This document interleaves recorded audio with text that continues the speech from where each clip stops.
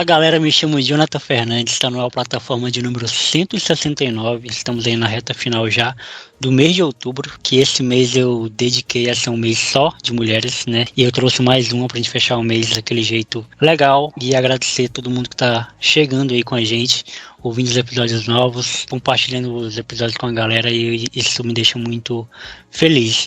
E a nossa convidada de hoje é uma pessoa que, quando foi indicada, ela é uma indicada, né? A gente está trabalhando com aquele esquema de um convidado indica outra pessoa, me fala um motivo, e ela foi indicada por uma pessoa que virou minha amiga, por mais que a gente nunca tenha se visto ainda pessoalmente, porque não deu tempo, mas a gente conversa volta e meia sobre a vida. A Vitória Cury, ela esteve aqui e indicou a Ana Carolina, e quando ela falou que ela estudava no Paraguai, essa palavrinha já me remeteu curiosidade, como vocês me conhecem. Ana, ou Carol, ou Ana Carolina, se apresente para quem não te conhece e muito obrigado por você ter aceitado o convite. Oi, gente. Meu nome é Ana Carolina. Eu sou formada em psicologia e decidi, surgiu a oportunidade de fazer um novo curso. E estou aqui, sou estudante do Paraguai de Medicina, curso segundo ano, o quarto período de Medicina no Paraguai. Tenho 25 anos. Eu acho que de antemão é isso. Da hora. E você é acriana mesmo, pé rachado. Sou a acriana do pé rachado. Boa. Então vamos lá, vamos falar um pouco de quem é a Ana Carolina. Sempre quando eu trago alguém, uma pessoa nova que nunca passa por aqui, eu gosto de saber da origem da pessoa, né? Quem era a Carol. Eu tô na dúvida se eu te chamo de Ana ou se eu te chamo de Carolina. Vamos fechar no Carol? Pode ser? Pode ser. Vamos fechar no Carol. Combinado, então. Vou ficar toda hora aqui mudando.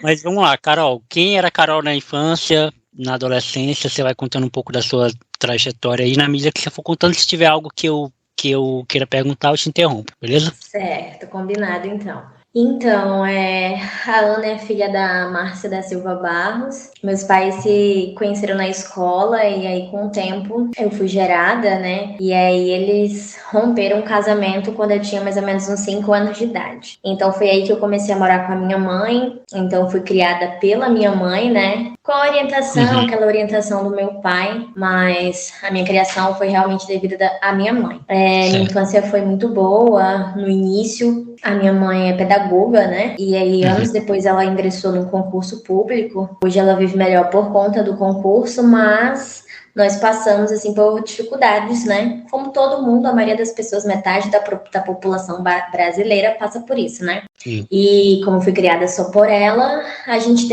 eu acabei aprendendo desde nova a ter uma maturidade muito grande em relação às dificuldades que a gente passa na vida, né? Morei muito tempo ali no Manuel Julião com ela, foi a primeira casa, assim, que a gente morou fora da casa da minha avó. E eu e ela moramos 1 ano apenas com meu pai, e aí mudamos pra lá, passamos as nossas dificuldades, até que a vida foi melhorando. Eu sempre fui uma criança muito ansiosa, né? Então eu já iniciei aí a adolescência já aos 15 anos eu ingressei na terapia, né? E assim, eu já tinha um amor muito grande pela psicologia. Então assim, eu fui uma adolescente muito tranquila, eu nunca dei muito trabalho pra minha mãe. Eu acho que por uma questão de respeito, como sempre fomos só eu e ela, não existia isso de... Eu nem tinha... assim, a capacidade de dar trabalho para ela, sabe? A gente teve um relacionamento de amizade, a gente dividia as dificuldades. Então, nesse ponto, eu tive uma infância muito boa, mas uma infância em que eu aprendi a ter maturidade mais cedo, né? Eu lembro que quando eu era nova, como éramos só nós duas, quem conhece ali o Manuel Julião, hoje ainda tem tudo meio fechado, hoje já tem, os prédios são mais organizados, mas naquela época, sei lá, uns 10 anos atrás, não era assim, né? Então eu lembro que as garagens ficavam no fundo e às vezes a gente precisava chegar muito tarde, sair muito cedo, porque ela precisava trabalhar e eu não podia ficar sozinha, e aí eu ficava olhando ali se não tinha ninguém, né? Porque éramos 2 mulheres apenas. Então, assim, esse tipo de responsabilidade, eu vi às vezes a dificuldade dela de manter a gente mesmo. E aí, com o tempo, foi tudo melhorando, né? Minha adolescência foi uma adolescência muito tranquila. Eu comecei a namorar aos 15 anos, que é com a pessoa que eu sou noiva hoje, né? Que eu moro hoje. Então, já faz 10 anos, eu tenho 25 hoje. Aos 13, 14 anos, eu ingressei no Menor Aprendiz, então eu comecei a trabalhar muito nova também. Assim, sempre nesse pique de ajudar ela, de não dar trabalho para ela, né? de somar na vida dela, porque já éramos duas, né? E eu penso assim, como psicóloga hoje, eu penso assim, como as coisas deveriam ser, né? As relações hoje com os pais são coisas muito complicadas. Mas deveria ser um apoio de dois lados, né? Independente de como seja, mas deveria ser esse apoio dos dois lados, que foi o que não aconteceu nem pra ela, nem pra mim, né? Então, a gente sempre teve uma amizade muito boa, eu e ela. Então, foi por uma questão de respeito. Eu acho que eu sempre fui uma adolescente muito tranquila. Aos meus 18 anos, eu ingressei na faculdade de psicologia na Uninorte. 2 anos depois, eu passei na Federal do Acre e decidi não ir porque naquela época eu tinha uma bolsa na Uninorte e eu sempre quis fazer psicologia, né? Nunca tinha cogitado fazer a medicina. Eu passei na Federal, que era o sonho da minha mãe, né? Porque minha mãe, ela formou na UFAC. Então, ela tinha essa... ela não era uma coisa que ela me cobrava, mas era algo que eu sabia que ela gostaria muito que acontecesse. Aí isso foi uma crise muito grande, sem saber se eu ia, se eu não ia. Acabei ficando na Uninorte por questões de tempo, de grade curricular. Eu teria que voltar muito tempo. Eu voltar uns 2 anos de faculdade, voltar para o primeiro período, eu continuei. Formei na Uninorte em psicologia. Sempre foi, sim, a faculdade que eu tinha interesse em fazer. Nunca pensei em fazer outra coisa, medicina, nunca foi meu sonho. Eu tive uma criação muito religiosa também, durante a minha infância e juventude. Eu participava, assim, dos projetos da igreja, né? Minha criação foi evangélica. Então, eu sempre fui muito bem orientada, assim, sobre... Eu tenho muito certo para mim aquilo que eu quero, o que eu gosto, né? O que eu não quero. É um pouco mais difícil a gente definir aquilo que quer, mas aquilo que não quer é mais fácil. A gente sabe que isso aqui a gente não quer pra gente, né? Então, eu sabia que eu não queria fazer outros cursos, que a psicologia era um curso que eu gostava bastante. Completei o curso de psicologia. No último ano do curso de psicologia, eu desenvolvi um transtorno de pânico, né? Eu falo muito a respeito disso, né? Para muitas pessoas, porque é importante. Eu acho que é um assunto muito importante, principalmente depois da pandemia, porque eu acho que os problemas mentais hoje, eles são a doença do século, né? Principalmente a ansiedade. Então, são problemas que acho que são importantes que a gente fale, né? De instrução. No último ano da minha faculdade, eu desenvolvi um transtorno de pânico. Foi logo quando eu comecei a fazer os meus primeiros atendimentos. E aí foi quando eu paralisei, assim, eu achei que eu não fosse conseguir completar o curso, sabe? Foi um momento muito difícil, se não o mais, né, da minha trajetória. Foi quando eu achei, assim, que eu não queria mais me formar, eu não queria mais... perdi a vontade de viver, assim. E aí foi quando eu comecei a fazer o tratamento, né, que é o tratamento correto. As pessoas têm muita... assim, não gostam da opção da medicação, mas muitas vezes é importante a gente entrar com a medicação e a terapia, né? E foi isso que eu fiz na época. 6 meses depois, como eu te falei, eu tive uma criação religiosa. Então, eu fazia um propósito com Deus já fazia 2 anos, esse propósito de que eu queria ir embora do Acre. Por quê? Amo o meu estado, amo Rio Branco, porém eu não via mais vida para mim aí. Então, eu já fazia esse propósito com Deus que eu queria ir embora. Só que no estado onde que eu tava, né, e afins, assim, eu tinha muita crise de ansiedade, eu tinha crises, assim, que parecia que eu tava tendo ataques epiléticos, assim, era uma preocupação grande para minha mãe, né? E aí foi quando surgiu a oportunidade. Eu nem sabia eu sempre dizia, quando eu terminar minha faculdade eu vou embora. E eu nem sabia como eu ia ainda, mas eu já fazia esse propósito há 2 anos. Quando eu me formei, que eu entreguei meu TCC, existiu a oportunidade de eu ir embora, né? Meu pai me deu essa oportunidade, perguntou se eu não tinha interesse em fazer medicina. De antemão, eu disse que não, porque nunca foi meu sonho, nunca cogitei exatamente a possibilidade, né?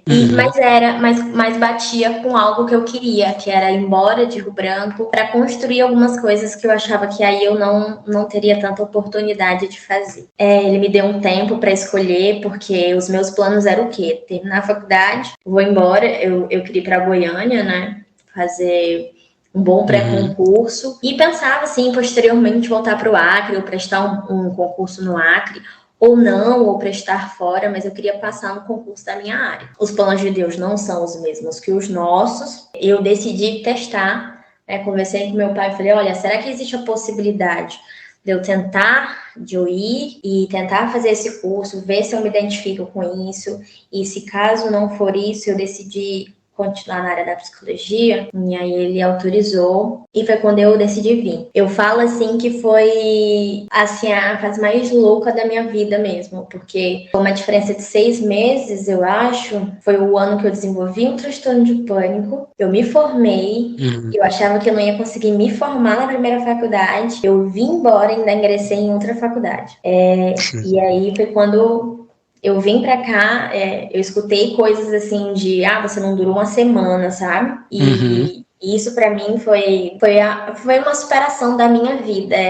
Tem a ver com a minha vida, com a minha trajetória, com os meus sonhos, com aquilo que eu acho que Deus quer pra mim. E aí eu decidi vir. Jonathan, eu não sabia fazer um arroz quando eu cheguei aqui em Foz. Eu moro em Foz do Iguaçu e estudo no Paraguai, né? Tem uma ponte aqui, eu moro na fronteira, então eu atravesso todos os dias a ponte e volto todos os dias, né? Eu cheguei aqui em Foz, eu não sabia fazer um arroz. Eu cheguei aqui sem conhecer ninguém, sem ir a Nembeira, sem nunca ter morado sozinha, sabendo que eu tinha um problema psicológico que era grande, sabendo que eu não tinha ninguém aqui para me socorrer, como eu tinha o suporte da minha casa, da minha família. E eu acho que foi uma fase que eu decidi assim, ou vai ou racha, entende? É a fase que a gente decide assim, o que você quer para sua vida? Na sua vida você vai deixar que a sua vida pare aqui, você vai viver uma vida média, você vai deixar que o destino, o futuro, o mundo escolha por você, ou você vai começar a tomar suas decisões. Eu me formei com 23 anos, eu acho, 22, 23 anos. Me formei na pandemia, então foi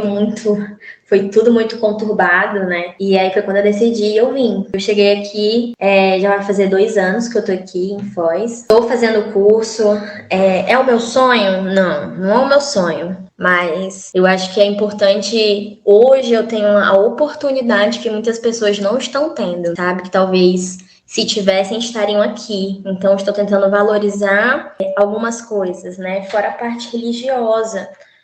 Eu não sei também, porque é de cada um, né? É uma questão de crença, né? Como eu sempre tive essa crença, quando eu era muito nova, minha tia era pastora, minha outra tia era intercessora, minha família era bem envolvida com a igreja. Eu lembro que um pastor falou pra mim que eu faria 3 faculdades. E isso, no decorrer do tempo, foi esquecido, né? Eu não lembrava mais disso. Eu nunca imaginei que eu faria 3 faculdades, nunca imaginei que eu ingressaria na 2ª faculdade. Então, assim, eu descobri isso porque no dia que eu tava vindo embora pra Foz, com aquela indecisão, será que é isso que eu quero pra minha vida? Será que não? Eu fui na casa de uma moça de uma intercessora, né? Intercessora, pra quem não conhece, é uma pessoa que ora pelas outras, né? Que faz esse papel na igreja, de oração. E eu fui lá na casa dela, eu tinha decidido comprar minha passagem pra vir pra cá, e eu fui lá pra gente orar a respeito disso, não falei o que, né? Eu só falei que eu queria que ela abençoasse a minha vida profissional, porque eu tava apostando em uma outra coisa agora. E ela me relembrou desse acontecimento, sabe? De que há anos atrás tinham me dito isso, sem eu precisar tocar nesse assunto. Isso pra mim foi uma confirmação de Deus, né? Porque eu realmente não lembrava disso. E aí depois conversando com as pessoas lá em casa, eles me falaram, Ana, realmente isso foi falado pra você era criança, né? Inclusive,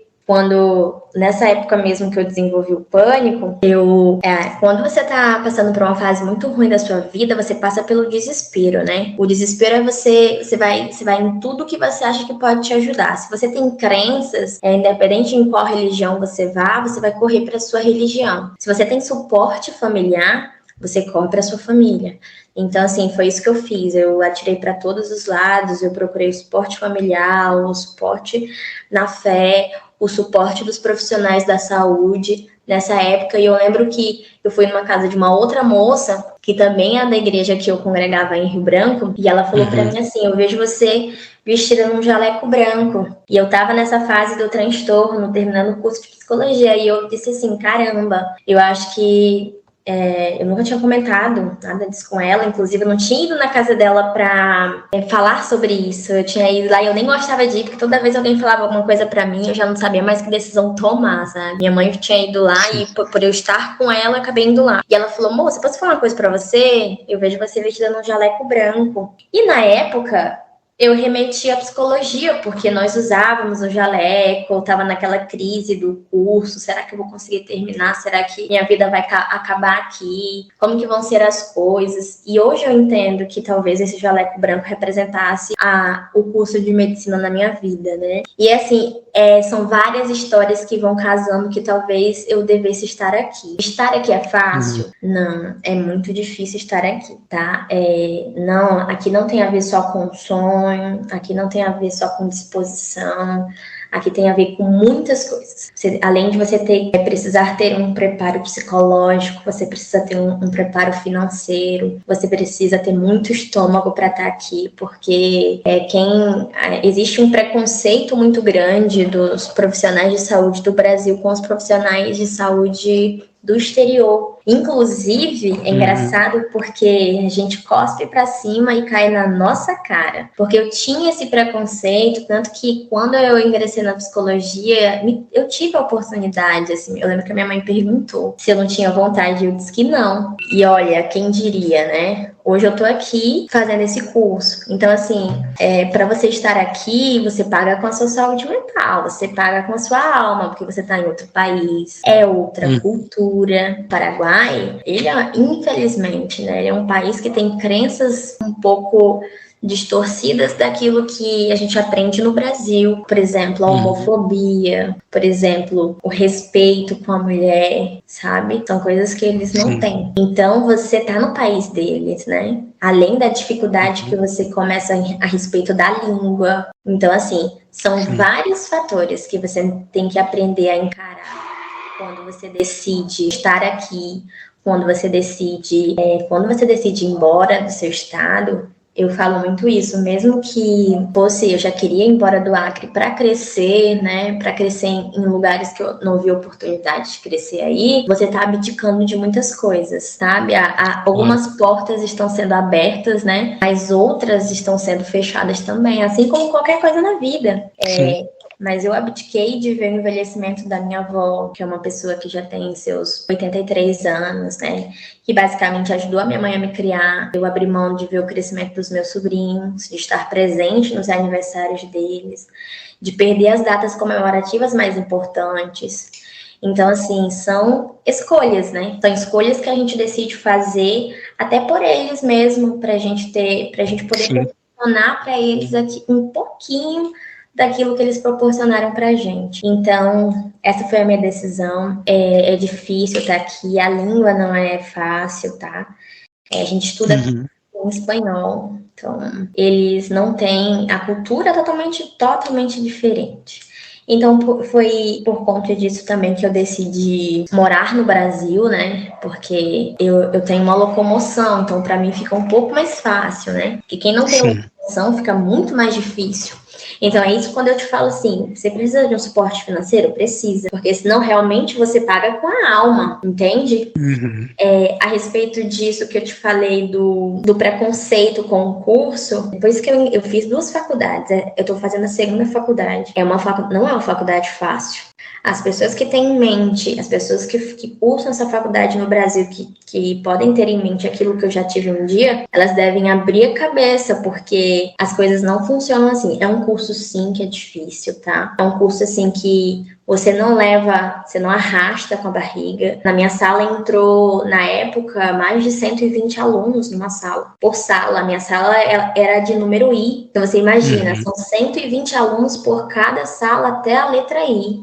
Hoje, as salas já foram desfeitas, sabe? Porque é difícil você ingressar numa faculdade dessa, não, porque você não faz prova para ingressar. Mas é difícil você permanecer numa faculdade dessa e você se formar, porque não tem nada de de que lá não presta, de que lá... Não, a estrutura é um pouco ruim. Para quem não conhece, nunca veio no Paraguai, o Paraguai ele é um lugar onde a moeda deles vale um pouco menos que a nossa, né? Uhum. Então, assim, é um país mais pobre. A pobreza que a gente acha que o Brasil tem, quem vier aqui no Paraguai vai ver o que é pobreza. Então, assim, a medicina no Paraguai enriqueceu um pouco o lugar, veio meio que para levantar mesmo o capital deles, né? Sim. Então, assim, não é um curso fácil, não é um curso que se leva com a barriga, é um curso que ou você sabe ou você não sabe. Você não leva o curso como eu vi milhares de pessoas levarem cursos da área da saúde aí no Brasil, em faculdades particulares, por exemplo.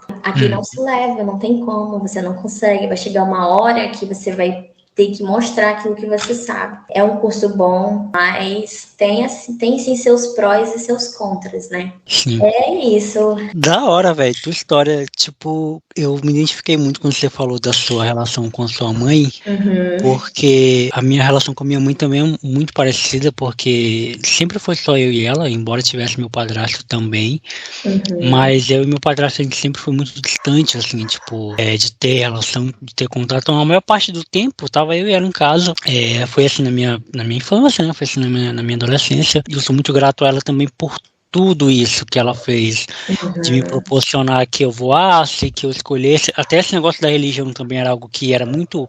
Eu sempre estive num lar muito religioso, assim. Minha mãe e meu padrasto estavam sempre, tipo, envolvidos com alguma religião, seja espírita, seja católica, testemunho de Jeová. Essas foram algumas que eu lembro, assim. Só que a minha mãe nunca impôs isso pra mim. Ela não falou, vamos. Ela sempre falou, tô indo pra essa, se você quiser ir, beleza, mas se não quiser também, não vá. Eu acabava indo, né, porque, assim, minha mãe ia, eu ia também, mas não por obrigação. Ia porque eu gostava e quando eu parava de gostar, eu não ia mais. Mas isso me ajudou muito. Quando eu vi você falar da sua mãe, eu me identifiquei muito, assim, também pela relação que você tinha com ela, porque também era um pouco da relação que eu tinha com a minha mãe também, assim, de parceria, né? Não existe nenhum assunto que eu não possa falar com minha mãe, nenhum. Nunca tivemos essa barreira, assim, de desse assunto a gente não pode falar. Não, todos os assuntos, óbvio que alguns assuntos mais masculinos eu falava com meu padrasto, com meu pai, porque eu, no auge dos meus 14, 15 anos, eu não sentia vontade de falar com minha mãe. Claro. Mas de 17 para 18, meu Deus, falava tudo com ela, entendeu? Isso que você falou faz muito sentido, né? Porque a mãe e o pai, a gente tem um estereótipo de achar que por serem pai e mãe, e o pai achar que por ser filho, já tá tudo certo, não precisa fazer nada. Né? Aí vira osmose. É pai e filho, pede a bênção, quem tem a cultura de pedir bênção, e pronto, vai vivendo. E não, é uma relação como qualquer outra, né? Porque precisa ser, tipo, meu pai, por exemplo, ele sempre foi distante de mim, a gente não tem uma relação legal, nunca tivemos. Meu pai é muito frio e acabou que isso passou para mim também, que eu tenho uma frieza para com ele, e ele é meu pai. Só que a gente não tem uma relação, sei lá, eu tenho muito mais relação amigável e saudável com amigos que não são nada meu do que propriamente com meu pai. Então eu achei legal você falar disso e da sua mãe. Na verdade é assim, né? As relações, elas são construção. E existe um tabu muito grande a respeito da família, né? E a gente esquece que a família, ela pode produzir uma toxicidade também. São pessoas que vieram de uma criação totalmente diferente, de um tempo muito diferente, né? Como que eram resolvidas as coisas antigamente, né? Como que era a relação de um pai para um filho antigamente. Então, assim, existem as pessoas que têm a resiliência, né, e a capacidade de evoluir e dizer, não vou fazer isso com os meus filhos, né, vou tratá-los diferente, e tem gente que não vai ter essa capacidade, né, talvez fosse o seu pai, a gente não sabe como foi a criação que ele teve, talvez ele passa para você aquilo que ele, infelizmente, teve, né, e aí tem outros não, né, outros que conseguem fazer essa diferença, né, cumprir o papel que gostaria que tivessem plantado nele, né? Eu acho que isso aconteceu com o meu pai. Ele teve problemas muito sérios com a família, né? Ele passou fome, ele saiu de casa aos 13 anos. Situações assim muito pesadas mesmo, assim, minha avó batia muito nele, ele teve um irmão mais novo e houve aquela questão dos ciúmes. Então, assim, depende muito de como os pais eles vão agir, sabe? Se eles soubessem que a criação que eles dão para os filhos, eles pode fazer com que esse filho alcance lugares inimagináveis, talvez eles fizessem diferente, né? E outra coisa, isso aconteceu muito com meu pai, né? Quando você fala assim, eu não tenho sentimento por ele. É ok, sabe? E tem gente que vai dizer, não, porque você é filho, então você tem que fazer por ele. Não, você não tem, né? Existe essa cobrança que a sociedade coloca, porque existe o elo do sangue, né? Você tem meu sangue, mas você não cumpre o papel de pai na minha vida, ou você não cumpre esse papel de família na minha vida. Sim. Então, assim, a gente acaba dando aquilo que a gente recebe, né? Então, isso inclui do que vem do filho pro pai também, né? Não só daquilo que o pai recebeu e passa pro filho, né? Talvez o meu pai, ele esteja fazendo isso por mim hoje, o que ele nunca fez quando eu era mais nova, né? Ele nunca descumpriu com as responsabilidades dele de, por exemplo, dar a pensão, que foi estipulado por justiça. Então, ele passou muito tempo sem falar com a minha mãe, porque nessa época que eu morava no Manuel Julião, e eu ia andando pro SESI, que era ali próximo, indo ali sentido mais academia, por ali. Sim. E eu ia andando para a escola, então ele pagava a minha escola, enquanto ele pagava a minha escola, para minha mãe estava tudo certo. Mas a partir do momento em que ele deixou de cumprir com essa função, que era de educação, que ela não podia me oferecer ainda, ela cumpria todas as outras funções, e a dele era pelo menos pagar a escola. E aí ele me tirou do nada um dia, da noite pro dia ele acordou, minha mãe comprou todo o material, porque quem já estudou em escola pública sabe que é um caderno para cada matéria. A escola particular, eu acho que eu falei pública, né? Mas é a escola particular. A escola particular, ela passa um material que você paga para estudar lá, mas você paga por tudo que você vai levar para lá. Então, assim, você compra milhares de coisas. Eu lembro que ela tinha comprado todo o meu materialzinho escolar, tudo, os meus livros, tudo individual, né? Quando eu cheguei na escola, eu simplesmente não estava matriculada. E aí foi aquele baque, né? Ele simplesmente não avisou ela e me disse que eu estava matriculada numa escola ao lado da minha casa. Hoje, talvez o Manuel Julião ele seja um lugar mais ou menos, assim, sabe? Mas na minha época, não era as escolas que tinham lá, eram escolas mais periféricas, entende? E assim, minha mãe não queria que eu estudasse lá. Se eu tivesse que ir para uma escola pública, que eu fosse lá para uma escola do centro, que eu fosse para uma outra escola. Ela sempre prezou algumas coisas, sabe? A questão da prioridade, né? E aí eu cheguei nessa escola, e aí eu cheguei lá e eu não estava matriculada. E aí eu estava matriculada numa escola ao lado da minha casa. Assim, foi um baque, assim, na época. Então, o que eu quero falar com isso é que ela lutou muito, né, para fazer as coisas funcionarem na minha vida. A gente sempre brinca, ela foi mãe, né? Ela foi pai e mãe. Então, o Dia dos Pais, eu sempre a parabenizo, sempre falo essas coisas para ela, né? Que eu possa ser para os meus filhos o que é um terço da que a minha mãe ela foi para mim, porque ela me criou. Eu acho, eu me considero sim hoje uma pessoa muito bem estruturada na questão profissional, muito bem assim dirigida na questão mental, mesmo que eu tenha os meus problemas que acaba que por conta de todas essas coisas, um acúmulo que às vezes traz outros problemas psicológicos, mas eu tenho total gratidão pela pessoa que ela me formou hoje, e eu sei que não foi com a ajuda dele. Assim, houve uma ajuda financeira depois dessa saída da escola que ele fez. Ela colocou ele na justiça. E eu lembro que, engraçado, sabe? No dia que ela descobriu, foi aquela loucura, né? Ela falou assim, a partir de hoje eu vou criar a Ana como se só eu pudesse dar as coisas a ela. E foi assim que ela fez. Ela conseguiu me matricular lá no Newton Maia, que era uma escola que na época era muito concorrida, assim. Era uma escola pública muito concorrida, ficava perto da casa da minha avó. Então mudou nossa rotina total. Eu tinha que sair de casa cedo junto com ela, às 6 horas da manhã. Ela me deixava na casa da minha avó, porque de lá eu conseguia ir andando para a escola. E ela ia ler pro trabalho, né? Então, assim, eu acho que hoje o que ele tá fazendo por mim, porque é meu pai que me banca aqui, né? Ele tem que dar estrutura financeira para viver aqui. E aí eu acho que hoje ele tá tentando correr um pouco atrás daquilo que ele deixou passar. sabe? Por isso que eu falo, pra mim, tudo que eu tenho vivido foi um milagre, porque, primeiro que não tinha como eu ir embora do Acre. Eu não tinha condições financeiras pra fazer isso. A minha mãe hoje, ela não vive mal, ela tem uma vida bem estruturada, assim, na medida do possível. É muito maior do que metade da população brasileira, né? Porque hoje ela tem o carro dela, hoje ela tem a casa dela, hoje, né, ela pode fazer as coisas dela, graças a Deus por isso.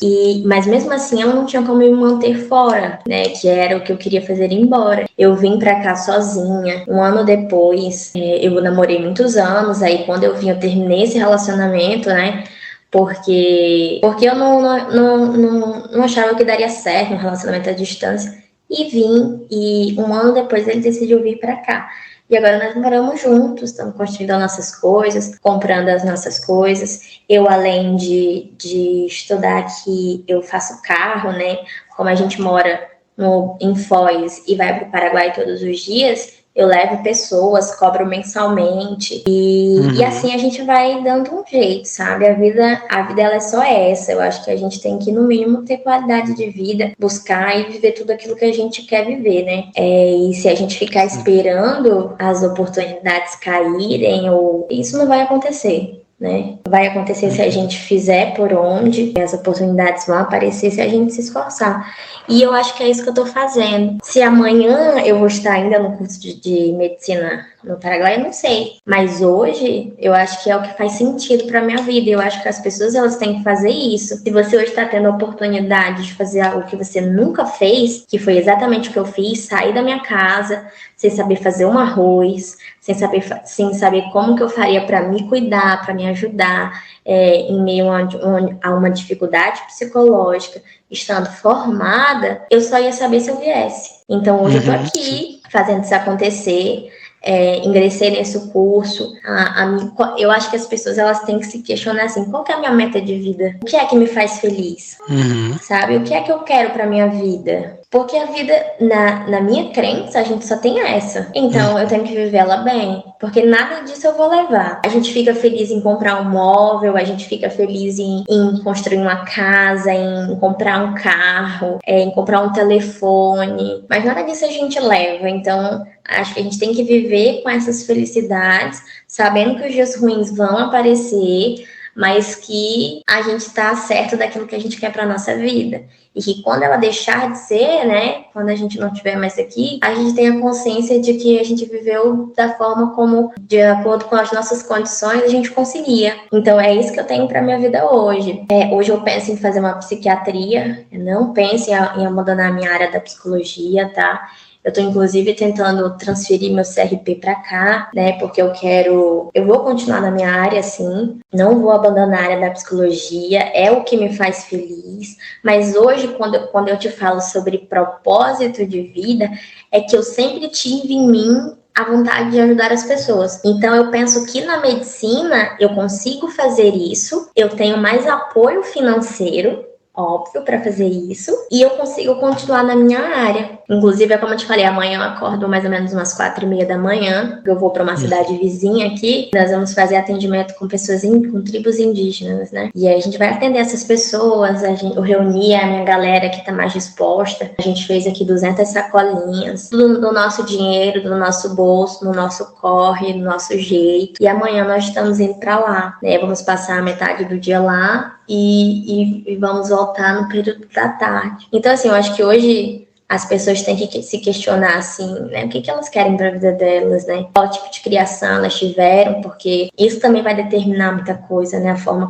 como elas foram criadas. E pensar, assim, que se existem pessoas que não tiveram, porque isso não é uma coisa que se escolhe, Jonathan. A gente não escolhe o pai que a gente vai ter, a gente não escolhe a mãe que a gente vai ter. Então, assim, se hoje não existem pessoas que não conseguiram ter essas pessoas perto ou não tiveram uma criação digna, sabe? Por essas pessoas que são as pessoas que deveriam, tá? Porque nem sempre é assim que acontece, mas que deveriam te dar apoio, amor e conforto. Se ninguém faz isso por ti, né, eu acho que é o momento de você colocar na balança que a única pessoa que pode te ajudar é você, de procurar aquilo que você quer, de ser feliz naquilo que você quer. Existe um tabu muito grande a respeito do curso de medicina, que é o dinheiro, né? Por que que você imagina, você acha que tem alguém que vai falar pra mim assim, ai, não faz esse curso não. Fazer medicina é um dos cursos que quase ninguém vai te dizer assim, não faz esse curso não, porque não é o teu sonho. Eu admiro as pessoas que fazem isso, porque quase ninguém vai fazer, entende? E eu muito pelo contrário, medicina não é o meu sonho, não tem ali nas minhas identificações do Instagram. Eu não posto muito referente a essa área da minha vida. Eu não acho que isso ser médica é algo que eu estou fazendo para me vangloriar, não. Eu estou fazendo porque eu acho que assim eu consigo ajudar as pessoas. E eu tenho, com certeza, um custo financeiro maior para conseguir fazer isso. Mas não descredibilizo as pessoas que, por exemplo, começam cortando um cabelo e são pessoas extremamente boas na área daquilo que elas fazem, sabe? E vão crescendo e vão abrindo seus próprios estabelecimentos e são extremamente foda naquilo que elas fazem. Então, acho que não tem a ver com isso. Acho que a vida não tem que seguir esse estilo. Acho que as pessoas elas têm que ser felizes. E felicidade é um estado, né? Não é uma vida, não é feliz, né? De acordo com o que eu acredito, principalmente, não é. Eu não vou ser feliz aqui, eu vou ser feliz no céu. Aqui não é minha casa é lá. Então aqui eu vou passar por dificuldade, sim. Aqui a gente vai ver a pobreza que a gente vê nos lugares. Sim, também. Eu acho que tem mais a ver com isso. Em muitos momentos que eu penso em voltar para minha casa, assim, desistir, sabe? Em sair do curso e dizer, caramba, não é isso que eu quero para mim, porque custa meu tempo, minha saúde, meu cansaço. Tem dia que eu saio daqui de manhã, eu chego em casa à noite, porque são 2 horas para atravessar a ponte, 2 horas para retornar. Caramba. Entendeu? Porque como eu passo buscando muita gente, né? E também tem a volta. Então eu saio de casa 2 horas antes e volto 2 horas depois, né? Anteontem, eu peguei uma fila de 3 horas para conseguir atravessar, porque um caminhão quebrou em cima da ponte. Então, assim, é cansativo? E é aquilo que eu te falo, nem sempre a gente vai saber o que quer, mas a gente sabe o que não quer. Olha, não quero, vamos supor, né? Existem pessoas que tiveram uma criação pobre. Olha, eu não quero mais que os meus filhos passem pelas dificuldades que eu passei. Então, elas vão fazer a vida delas acontecer, elas vão ser felizes naquilo que elas fazem e à medida daquilo que elas conseguem. É isso que eu tenho pra minha vida hoje. É por isso que eu te falo, hoje eu faço medicina. Amanhã, eu não sei. Pode ser que amanhã eu decida, caramba, eu acho que eu vou voltar pra crescer nessa área da psicologia e fazer isso acontecer, né? Mas basicamente eu acho que é isso, eu acho que as pessoas têm que buscar ter menos problema, sabe? A vida tem que ser mais simples, menos cheia de desgosto, de problema, de coisas que não acrescentam a gente nada. A gente só tem essa vida, né? Eu volto a dizer, eu acho que ela tem que ser boa, sabe? A gente não tem como pular as adversidades, né? Mas a gente tem como não dificultar mais, o que já é difícil, né? Sim, concordo plenamente quando você fala sobre isso. E eu tenho uma teoria comigo, não só eu, acho que muita gente também tem, de que a vida ela tem muito mais momentos ruins do que bons, né? E esses poucos momentos bons que a vida tem, que a vida nos proporciona, eu acho que a gente deve se apegar nele com mais afinco. Quando eu falo mais momentos ruins, é porque eu calculo o tempo que a gente passa trabalhando, por exemplo, que é exaustivo, né? Porque você pode trabalhar com o que você ama, mas ainda assim é trabalho. Né? Então, é responsabilidade, você não pode errar, você não pode, sei lá, vou pegar um exemplo bem nítido, de um jogador de futebol, por exemplo. Ganha a vida chutando uma bola. Beleza, só que se ele erra um gol ali decisivo, vão massacrar ele, vão cair em cima dele. O score dele de jogador vai cair, que a mídia vai repercutir o erro dele. Ele está muito exposto. Então, mesmo quando a gente, sei lá, eu dei um exemplo assim de que muita gente sonha, né? Ser jogador de futebol, sei lá, um influencer, mas também está exposto todo o tempo todo, sabe? Se ele erra alguma coisa, se ele fala alguma coisa que não deveria, é cancelado, as marcas não vão mais investir. Então, assim, a vida de ninguém é 100% boa, é 100% legal. Então, a gente está sempre nessa corda bamba. E você falou algumas coisas legais também que eu estava refletindo sobre oportunidade, né? Sobre estar pelo menos disposto a receber essas oportunidades. Porque a gente tem a mania de falar muito de sorte, foi sorte, foi por acaso, aconteceu porque teve sorte. E eu acho que não, porque muitas vezes, até para ter sorte, você precisa estar bem posicionado. Sim. Né? Não dá para ter sorte, sei lá, você ter sorte de cair algum balde na sua cabeça, algum balde cheio de dinheiro na sua cabeça, se você não tiver posicionado para, entendeu? Para que aquilo ali caia em você. Quando você fala assim da vida, de buscar melhorar, eu lembro de duas histórias que já passaram por aqui, da Karine, que é mais recente, da Karine Allen. Ela foi expulsa de casa pelos avós, né, por conta da sexualidade dela, que ela é bissexual, né, e os pais dela são cristãos, os avós dela, na verdade, são cristãos bem, bem tradicionais e não toleraram e expulsaram ela de casa. Ela foi morar na casa de um, na casa de outro, até que ela foi acolhida, adotada, né, já pelo professor dela, que ela chama de pai, e quando a gente estava gravando, ela enchia os olhos quando ela falava do pai e da mãe dela, que são os pais adotivos, né, tipo, porque deram esperança para ela. Hoje ela mora na Bahia, faz faculdade, tá muito bem, e eu não acho que foi sorte, no meio de tantas, eu até dou um exemplo para ela, de uma atividade que, quando eu fui em São Paulo, a gente fez uma atividade de ir num abrigo de crianças lá, e me mexeu muito aquilo, sabe? Tipo, me mexeu muito o fato de que eu fui embora, mas elas continuaram lá, e outras pessoas vão continuar visitando elas e vão embora e elas vão continuar lá até os seus 18 anos.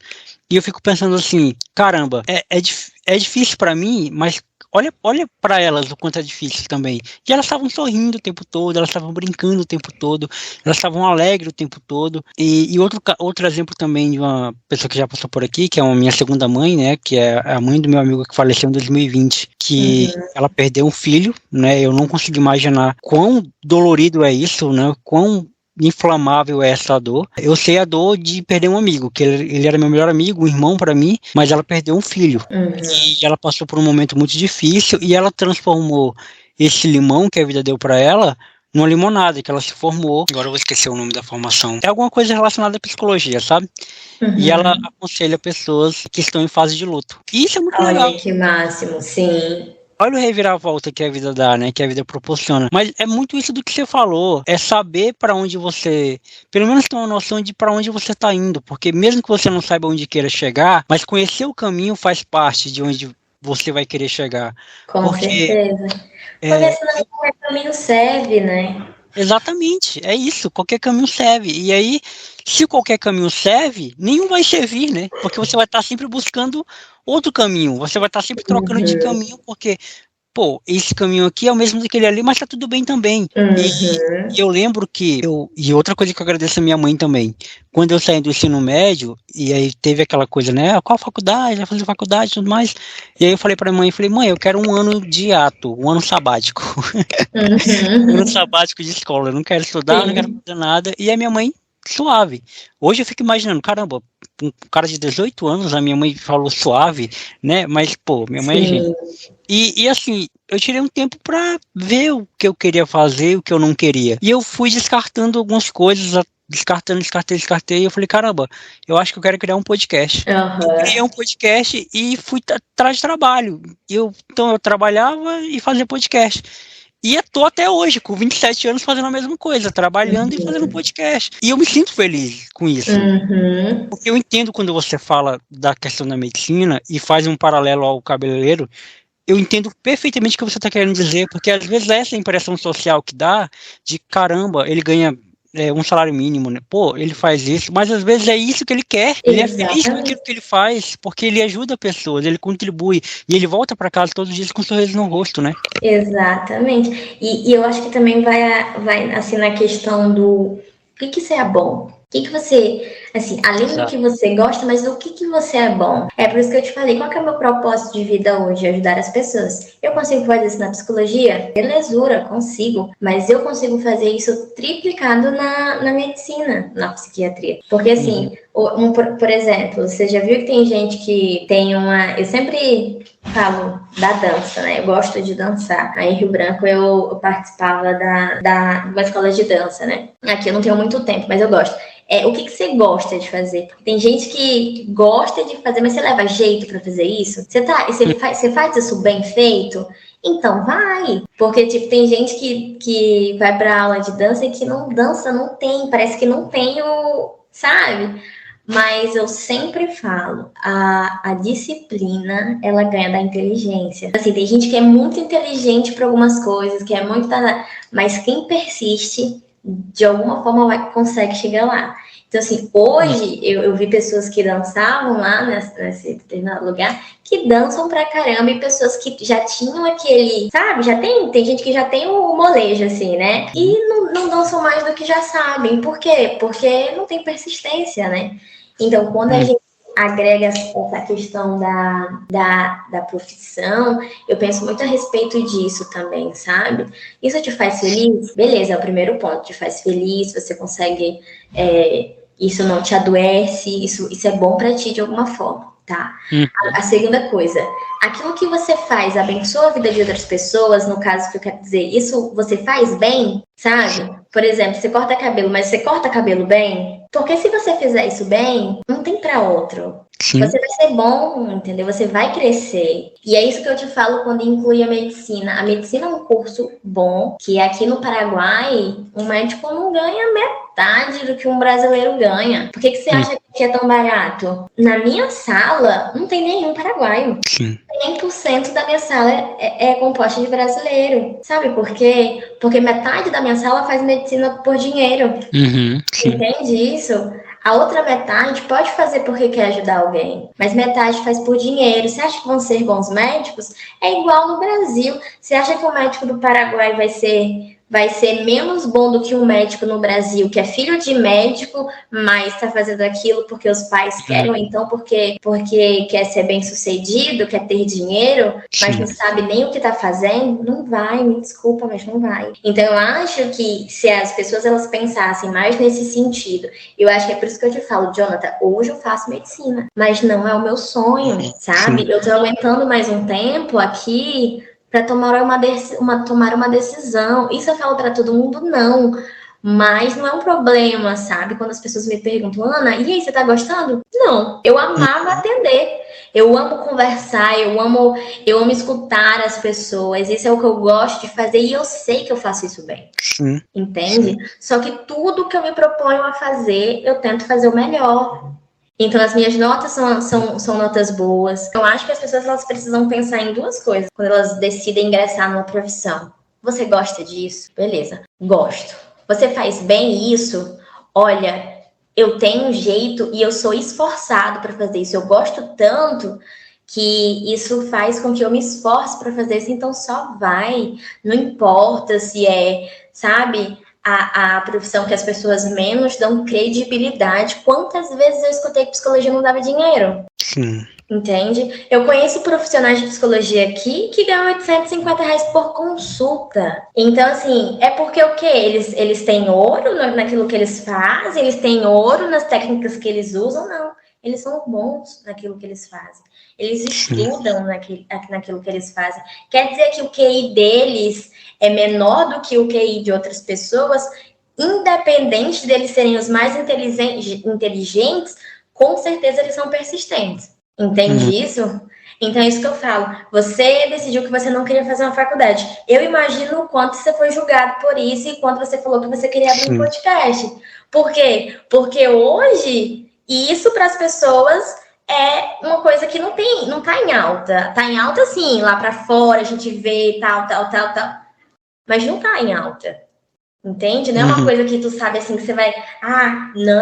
vai. Como as pessoas disseram pra mim quando eu decidi vir fazer medicina, entendeu? Por quê, Jonathan? Porque a medicina dá dinheiro, você entende? Então, eu acho que a gente precisa ter mais cautela no que a gente fala, ter mais cautela naquilo que a gente escuta.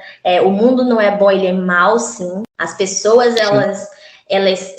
a Bíblia já falava, né, que no final dos tempos o amor das pessoas ia se esfriar, sabe? Eu passo ali no Paraguai, as pessoas passam por crianças que estão ali num estado de...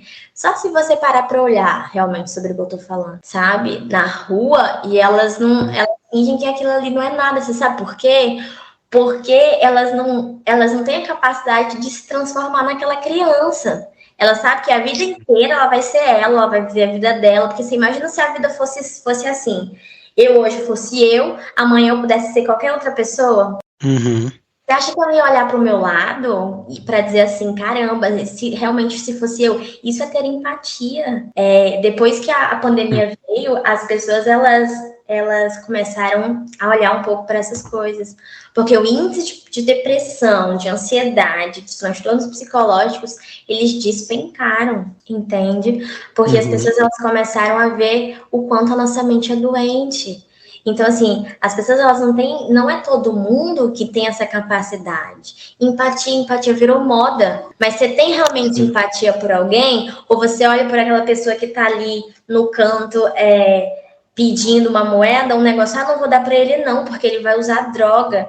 Mas e aí? Você vai deixar de fazer o seu papel diante daquilo que você quer ser, porque o outro vai tomar outra escolha a respeito com aquilo, sabe? Então, assim, são tantas coisas que eu acho que talvez se a gente pensasse com um pouquinho mais de paciência, com um pouquinho mais de amor, a gente conseguiria fazer diferente, sabe? Esses dias eu tô morando numa casa maior, né? Por conta dos atendimentos que eu vou começar a fazer, tudo. Eu preciso de um lugarzinho só pra mim, assim. Como eu noivei, assim, eu preciso do meu canto. Eu sei que é diferente, é tudo novo, né? Sim. Então, eu preciso ter o meu cantinho, o meu espaço, eu preciso ficar sozinha em determinadas horas. Todo mundo é um ser único, né? E aí, esses dias, eu tava eu tenho um cachorro que eu adotei porque jogaram ele no lixo. Ele é lindo, depois eu vou te mandar uma foto dele. O Jack tá aqui do meu lado. Ele é um shih tzu que quando eu cheguei, ele era da minha vizinha. E ela fazia medicina também, morava numa kitnet. E ela passava muito tempo fora, e ele passava muito tempo só. E aí eu pegava ele eu falava, deixa ele aqui comigo, porque eu fico muito em casa, sempre fiquei muito em casa, assim, estudava muito, eu ficava muito em casa. Ele não fica só e nem eu fico só. E ela começou a deixar ele lá, e ele se revoltou com ela, porque ela deixava ele sozinho, ele fez cocô na cama dela e tudo mais. E eu sei que ela teve que doar ele, porque ele já não estava mais feliz, sabe? Até um animal consegue entender quando ele não tá mais feliz. E aí ela doou ele, e para essa pessoa que ela doou, essa pessoa maltratou ele. E aí eu falei, esse cachorro vai ser meu. E aí quando o Luan chegou, que é meu noivo, eu falei assim, o que você acha da gente pegar um cachorro? Expliquei a situação, você vai me ajudar? Vou marcar com isso? Porque é um custo, é um gasto, é uma responsabilidade, é tudo isso. Fora das 1.000 que eu tenho aqui, né? E aí ele falou, quer saber, Ana, vamos, é para ser nosso. Desde já que eu olhei para esse cachorro, eu sabia que era para ele ser meu. E aí eu peguei ele, né? Mas encurtando, que eu falo muito, o que eu queria dizer era que esses dias eu estava fazendo as sacolinhas para levar para as crianças, né? Aqui no chão, aqui na sala, e aí a gente pegou a cachorrinha da vizinha que tá passando a mesma coisa que ele. Ela foge lá da casa da vizinha e vem parar aqui na minha casa. Porque ela gosta do Jack, porque a vizinha trabalha muito e ela fica sozinha. A cachorrinha foge pelo portãozinho e vem parar aqui. E a gente abre, geralmente fica com ela, quando leva ele pro banho, leva ela também. Ela gosta de ficar aqui com a gente, às vezes eu acabo deixando, né? Também é mais uma responsabilidade. E aí nós estávamos fazendo as lembrancinhas ali no chão da sala. E o Luan falou, olha, eu vou passear um pouquinho com eles ali na frente, porque não passei durante o dia. Eu falei, tá bom. Aí, Ana, vem cá, o que foi? Quando eu cheguei lá, tinham vários cachorros ao redor deles, dos dois. Dela, da cachorrinha da vizinha e do meu filho, né, do Jack. E do Luan. E ele falou, olha, ele fez amigos. E aí eu entendi que tinha uma cachorrinha no meio que tava no cio. E aí eu não sei se você sabe como funciona, mas eu participei já de uma ONG em Rio Branco. E a gente, quando a cachorra tá no cio, que ela é da rua, vários cachorros, eles têm relação sexual com ela, né? Sim. Às vezes sem o consentimento da cachorra, porque ela muitas vezes não consegue fugir, né? E aí eu lembro que eu orientava a gente de quando uma cachorra vê uma cachorra no cio, com um monte de cachorro atrás dela, para tirar ela dali, né? Porque acaba sendo uma violência, né? Sim. E aí eu não pensei duas vezes. E eu falei, pode pôr essa cachorra pra dentro, que ela vai ficar aqui. Até ela terminar o cio, porque eu não tenho como cuidar dela. Mas até ela terminar o cio, eu vou cuidar dela. E aí coloquei ela pra dentro. E aí no outro dia eu levei ela pra tomar um banho, arrumei ela todinha, amarrei os negócios, preguei uns negócios na cabeça dela. Comecei a postar foto dela pra tudo que era lugar, pra ver se eu conseguia doar ela, né? Pra não ter que devolver ela pra rua. E aí até que eu consegui doá-la pra uma amiga. E ela foi pra lá. Mas o que eu quero falar com isso é assim, você sabe quantas pessoas se importaram em perguntar pra mim assim, Ana, e aí, você tá precisando de alguma coisa pra cachorrinha? Sabe quanto a quantidade de pessoas que se importam em ajudar as outras, sabe? Seja um animal, porque eu vou te falar, se você não consegue ajudar um animal, você não consegue ajudar uma pessoa. Você não consegue, você não tem essa capacidade. Se teus olhos não olham para aquilo e vem um problema ali, me desculpa, mas a tua doença é maior do que a doença do mundo que tá ali fora, sabe? Se você não consegue ter empatia ao ponto de dizer, caramba, eu tô vendo isso, bateu, chegou até aqui em mim, eu não vou fazer nada, desculpa, mas eu acho que o problema é você mesmo, sabe? É você quem precisa dar uma evoluída, você que precisa ser uma pessoazinha melhor. No final deu tudo certo, mas o que eu queria te dizer com tudo isso é assim, quem que a gente é, sabe? Quem que nós somos? O que a gente veio fazer aqui? Tá? Porque até quem não tem essa crença que eu sou assim, sou meio... Como é que a gente fala? Eu sou meio... Eu não sei, em dizer isso, né? Porque eu sou crente, né? Hoje eu não congrego como eu já congreguei, já participei, assim. Hoje eu frequento. Mas eu fico pensando, as pessoas que acham que caíram aqui no mundo de bandeja e não tem nenhuma crença sobre nada nessa vida, não que esteja errado, tá? Cada um acredita no que quer e tá tudo certo. Não há problema nisso. Eu fico pensando, o que elas acham que elas vieram fazer aqui? A gente não sabe o que vem depois da morte. E essas pessoas, elas não sabem também por que elas nasceram. Isso gera um problema de identidade terrível. Porque você não sabe o que você é, você não sabe para o que você veio, você não sabe o que você quer, você não sabe onde você quer chegar, você não sabe de nada, entende? Então, eu acho que as pessoas, elas têm que, às vezes, abrir um pouquinho a cabeça, sabe? Eu sei que é difícil, assim, ir pro lado da psicologia, porque a psicologia não é um curso barato, não é um curso... Eu nunca vi, eu já atendi em postos de saúde, assim, por trabalho voluntário, mas eu não sei como funciona na questão pública, assim, né? Eu sei que não é fácil você pagar, sei lá, 100, 120 reais numa consulta por semana. Nem todo mundo tem essa condição, né? A gente tem que colocar o pé no chão que metade da população brasileira não pode fazer isso, entende? Mas eu acho que a gente tem que tentar evoluir na medida no qual a gente se encaixa, assim, na medida do qual a gente... É possível pra gente, sabe? Às vezes é olhar, tentar se olhar. Cara, será que nessa discussão, por exemplo, eu tô certa? Será que a minha conduta é legal? Porque o amadurecimento, todas essas coisas, a evolução de cada um depende de cada um. Eu não posso evoluir por ti, você não pode se evoluir por mim, entende? Então eu acho que a vida tem muito a ver com isso, muito a ver com aquilo que a gente quer, muito a ver com a forma que a gente se enxerga. Cara, eu não preciso que ninguém me diga que eu sou uma boa pessoa. Eu não preciso dizer pra ninguém aquilo que eu faço pelas outras, porque eu sei quem eu sou. Então, eu vejo muita gente que tem a necessidade de afirmar, sabe? De afirmar determinadas coisas, ou de dizer até mesmo. Eu uso muito a questão da medicina, porque eu não tenho prazer nenhum em dizer que eu estou fazendo um curso de medicina. Porque o que eu quero fazer com a medicina, me formando na medicina, eu posso fazer agora sendo formada na psicologia. Óbvio que não dá para ser hipócrita de dizer que eu não estou fazendo esse curso para melhorar a minha vida no sentido financeiro. É óbvio que sim.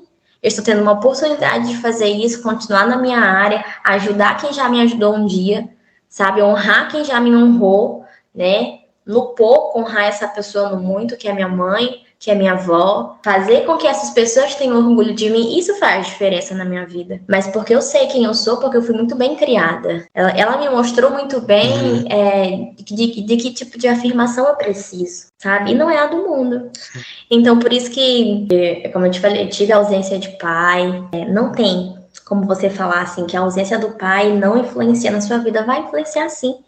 Quem diz isso é a ciência, não sou eu, sabe? Às vezes as pessoas elas têm dificuldade de acreditar em algumas coisas, de entender algumas coisas, de aceitar algumas coisas. O pai, ele é quem apresenta o mundo pro filho. Ele é a mãe, tanto que você vê que a voz da mulher, ela já é uma voz mais passiva, porque ela foi feita para dar amor. Ela foi feita para acolher, sabe? O pai é quem mostra, te dá segurança. Quantas meninas inseguras você vê? Pergunta se elas tiveram paternidade. Então, é com tudo que eu tenho falado, eu acho que o que eu quero realmente dizer, assim, é que a família é importante, sabe? Que se você não teve família, que você busque encontrar em você algumas respostas, né? Que você tente ser para os outros o que não fizeram por você, e principalmente fazer por você o que não fizeram por você, porque às vezes ninguém vai fazer mesmo, sabe? E às vezes, se você puder tentar fazer para os outros uma bondade, uma coisa bacana, você vai ver o quanto você vai se sentir confortável, o quanto isso vai mudar a tua vida. Você não tá fazendo nem assim só para ajudar o outro. Você tá fazendo para você resgatar a sua humanidade, sabe? Você tá fazendo assim, claro. Porque o que é a vida? Que sentido faz a vida? Eu vou entrar num assunto que para mim hoje é muito delicado. Aqui eu faço o uso de medicamento controlado, né? Já faz 3 anos, desde quando eu desenvolvi o pânico. E houve um acontecimento, assim, aqui em casa, que eu estava muito estressada, porque minha vida aqui é realmente muito corrida, Jonathan. Eu faço 10 coisas, assim, ao mesmo tempo. E eu comecei a ter uma crise que eu nunca tinha tido antes, de ansiedade, e a minha língua, ela começou a enrolar, meu dedo começou a entortar, eu pensei, eu vou morrer. Você estava sozinha? Eu tava com um amigo, né? A gente tava no carro. E aí, na hora que eu falei, quando eu vi que isso começou a acontecer, eu falei, olha, me leva pra Unimed, agora. E aí, ele começou a dirigir pra Unimed, só que assim, aqui onde eu moro, é longe. Onde eu moro deve ser uns 25 minutos da Unimed, de carro. E aí, na hora eu falei assim, cara, eu gritava pra ele, eu vou morrer, vai, acelera, liga o pisca-alerta e passa todos os sinais vermelhos, porque eu vou morrer. E assim, o que eu quero falar assim, o que a cabeça da gente não faz com a gente, sabe? Sim. Quando eu cheguei lá, e Jonathan, eu tinha absoluta certeza que eu ia morrer. Absoluta. Eu nunca na minha vida, como psicóloga, né, como eu nunca ia imaginar que todos os sintomas que eu estava tendo, que eram sintomas de AVC, poderiam ter sido a ansiedade que estava no meu corpo. E quando eu cheguei no pronto atendimento, eles me levaram direto para a sala de urgência e emergência, e aí eles começaram a perguntar se teve dor no peito, tal, me deram aqueles medicamentos para acalmar, e eu fui me sentindo mais segura em estar naquele lugar, porque eu sabia que naquele lugar eu seria cuidada. E aí eles começaram a cuidar de mim, tal, mede isso aqui, mede não sei o que, coloca os aparelhos, e aí eu fui melhorando, ainda com aquela sensação muito, muito, muito, muito ruim, de que eu ia morrer, de que eu achava na minha cabeça, passava assim, essas pessoas não estão vendo o que está acontecendo, eu estou tendo algum problema e eles não querem me dizer a verdade, eu vou morrer. E aí deu tudo certo, eu fui medicada, e assim, eu lembro que eu fiz xixi, eu me vomitei toda, sabe? O corpo, ele vai perdendo a função básica do nosso corpo, isso tudo se acaba, cara. É só quando você passa por situações assim que você começa a pensar, caramba, é verdade, sabe? E aí eles me ajudaram lá e tal. E depois desse dia, dessa primeira crise, eu venho tendo outras, né? De madrugada eu acordo gritando, eu acordo, parece assim, eu tenho uma dissociação do meu próprio corpo, às vezes eu tô aqui conversando, parece que eu não tô aqui. Então, assim, eu já passei por uma época muito difícil da minha vida, quando eu descobri que eu tinha o transtorno de pânico, mas não se até as crises que eu tinha não se comparam com as crises que eu tenho agora, que eu tenho tido agora, porque em nome de Jesus isso vai passar. E assim, já passou? Não, ontem à noite eu tive, sabe? Tava dormindo e acordo e tem que tomar um remédio debaixo da língua.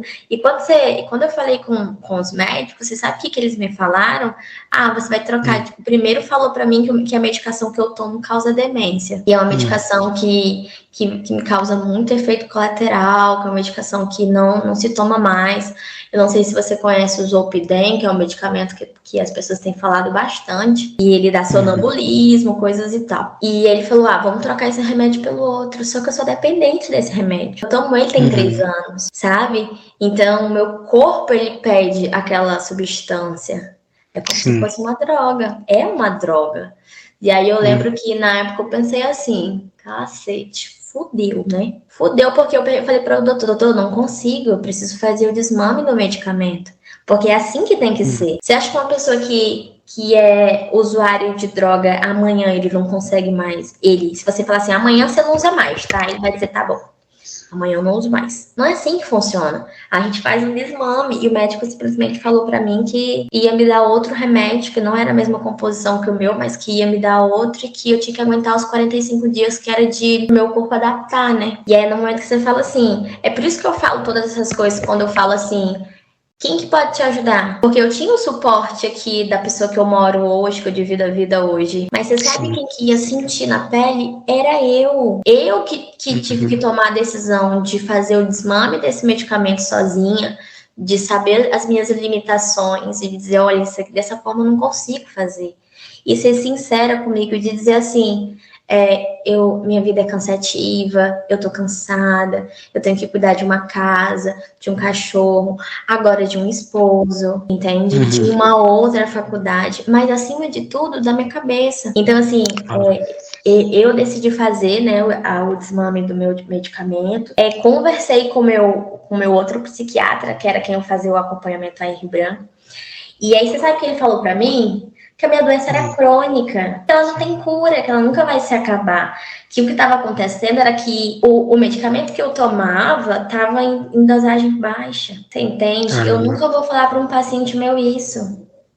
Entende? De que você não vai ficar bem, de que você precisa aumentar e tomar esse medicamento pro resto da sua vida. Eu nunca vou falar isso para ninguém. Então, o que eu quero falar com isso também é que cadê a empatia das pessoas? Sabe? Tem 10 médicos se formando no Brasil que se acham 10 vezes superiores aos médicos que estão se formando aqui no Paraguai. Mas você vai se formar para ser esse médico? Você vai se formar para ter essa conduta? Você sabe por quê, Jonathan? Porque por dia, você sabe quantas pessoas atende? Um médico, por exemplo, de rede pública, você imagina quantas pessoas ele atende num dia? Acaba a empatia dele pelas pessoas. Ele está acostumado a ver pessoas assim o tempo inteiro. Sim.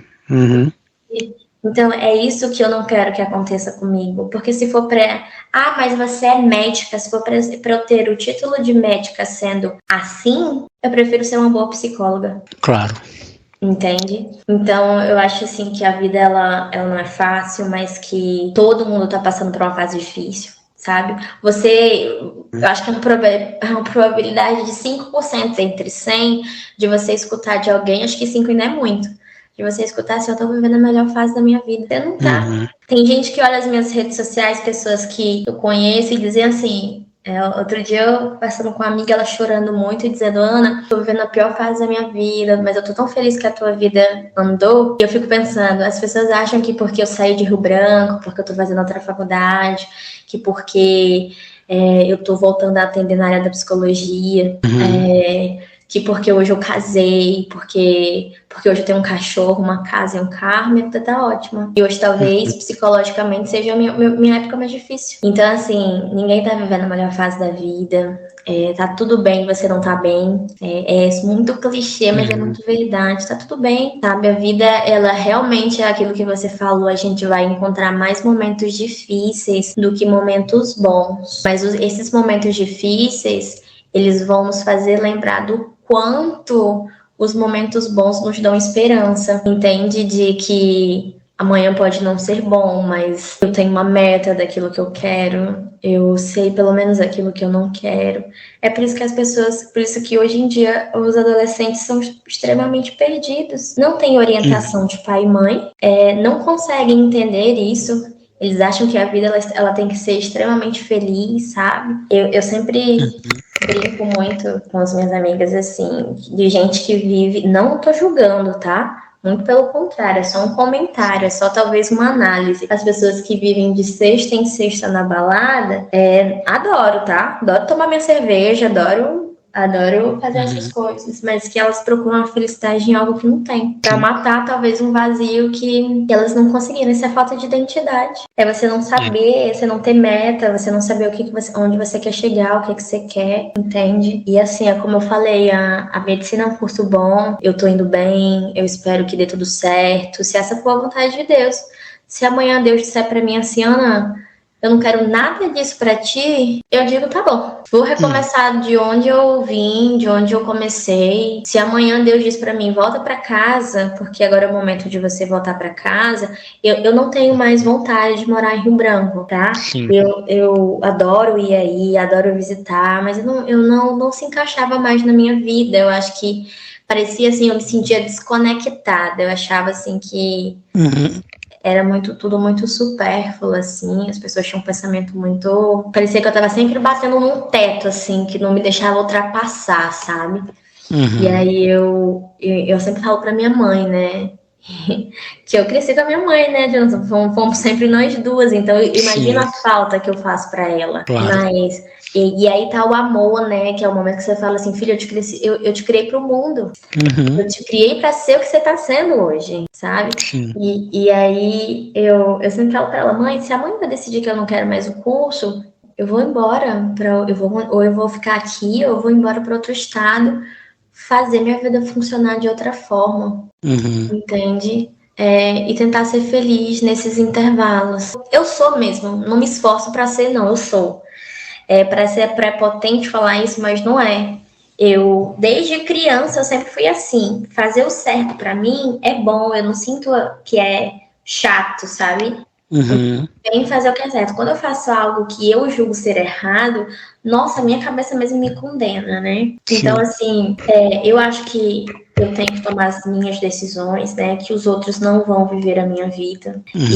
E então eu vou decidir até o final do ano se eu quero ser médico ou não. E eu sei que vão vir julgamentos sérios, que tu tá fazendo 2 anos a faculdade, e tu tá indo tão bem. A primeira pessoa que eu comentei sobre isso, ela falou pra mim, eu não acredito. Ah, você tá indo tão bem. Eu falei, mas eu preciso encontrar felicidade nesses intervalos.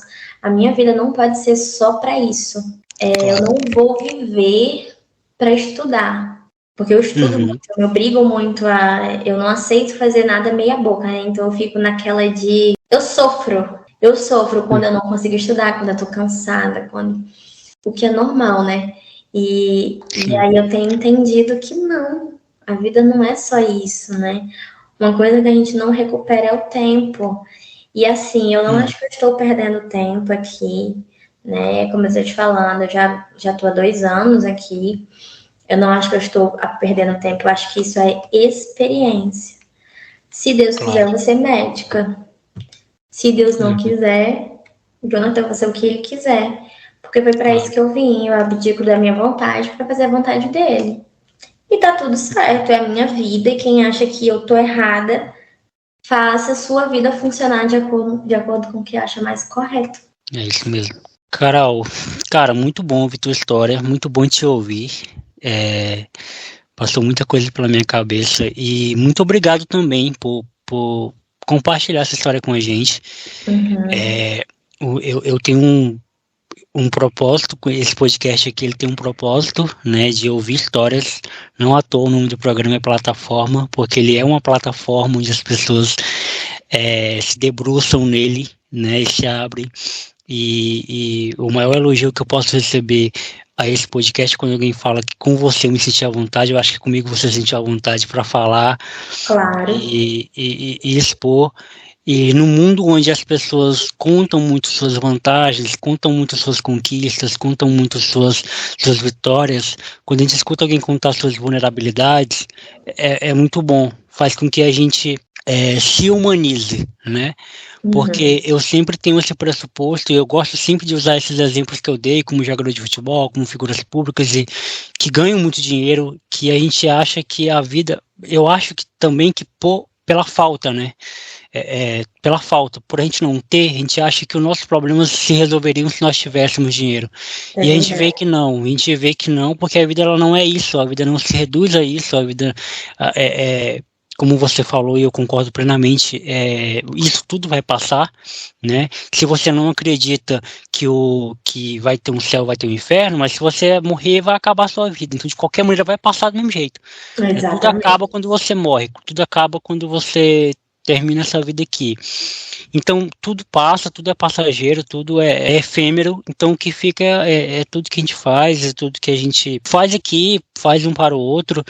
E Recentemente, em julho, agora, a gente fez 5 anos de podcast e a gente gravou um programa especial, eu e meu editor, meu ex-editor, né, que agora ele não edita mais, quem edita sou eu. Depois de 5 anos, ele disse adeus para algo muito melhor, que ele vai casar, então ele está trabalhando, então ele está sem tempo. E uma coisa que a gente falou nesse programa especial de 5 anos é que eu que falei, na verdade, e ele concordou.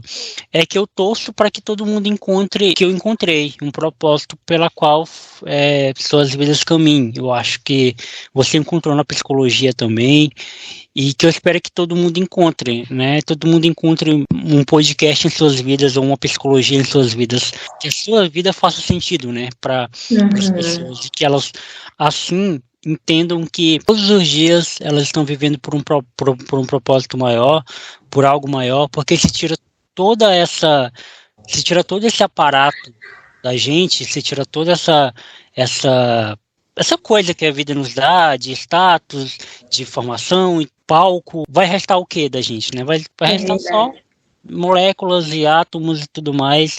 E, cara, muito obrigado mesmo por você ter contaram sua história pra gente. Eu sinceramente, do fundo do meu coração, estou muito feliz em ter te ouvido durante esse tempo. Me emocionou. E assim, e agora você tem a oportunidade, né, como você foi indicada, de indicar alguém, né, quem você acha que eu deveria trocar ideia. Não precisa ser só uma pessoa, tá? Você pode indicar mais de uma também.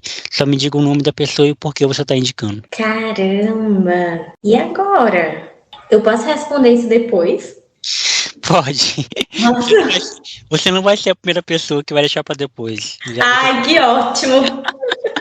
Menos mal, porque ai, meu Deus, eu e a minha indecisão. É porque, assim, é óbvio que eu levo o seu trabalho como o de qualquer outra pessoa a sério. Então, acho que eu deveria indicar alguém para você que fosse realmente dar um conteúdo, que fosse te dar...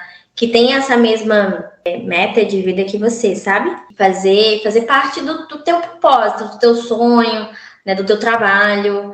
Então, eu não vou indicar assim qualquer pessoa para você. Eu vou indicar alguém que eu realmente acho que vai ter comprometimento. E aí falar assim muito rápido já não dá. Já tô disparando de funcionar já hoje. Mas de qualquer forma, Jonathan, eu agradeço pela oportunidade. Eu nunca tinha participado de nada assim antes. Eu acho que isso é uma porta muito grande, sabe? Você fala assim que seu podcast já tem 5 anos. E eu imagino quantas histórias você já não deve ter escutado, né? Quantas conversas você não deve ter tido, né? Então, assim, isso é bom porque às vezes não é nem para as pessoas que vão escutar, às vezes é para as pessoas que vão falar, sabe? Então, é um propósito muito bacana, é algo diferente. Eu acho que as pessoas diferentes, elas mudam o mundo, né? As pessoas que têm visões diferentes, elas conseguem fazer o mundo ser mais legal, mais tranquilo. Então, parabéns pelo teu trabalho. Eu espero aí que as coisas deem certo para você, que daqui a um tempo, quando eu me esbarrar com você aí por Rio Branco, que você tenha conseguido mais daquilo do que você pensa que pode, sabe? Porque ainda tem muito isso, né, da gente não saber a nossa capacidade, de não saber aonde que a gente pode chegar. E com de tudo que eu vivi aqui, de todas as experiências que eu tenho aqui, ter escutado que eu não passaria de uma semana aqui e ver que eu estou aqui há 2 anos, é dizer para mim o quanto eu me sobressaí sobre sobre os meus próprios problemas, as minhas dificuldades. Então eu sei que todo mundo é capaz de fazer isso, né? Então eu espero aí que dê tudo certo para você. Parabéns pelo trabalho e muito obrigada pelo convite, né? Foi a Vicky que me indicou. A Vicky foi uma pessoa que eu conheci desde a infância, fiz o curso de psicologia com ela e aí decidi vir embora. Mas de qualquer forma, muito obrigada e desculpa qualquer coisa, tá? E que as coisas dê tudo certo, tá bom? Beleza, é isso. Obrigado e vai descansar. Vou lá, obrigada. Tchau, tchau.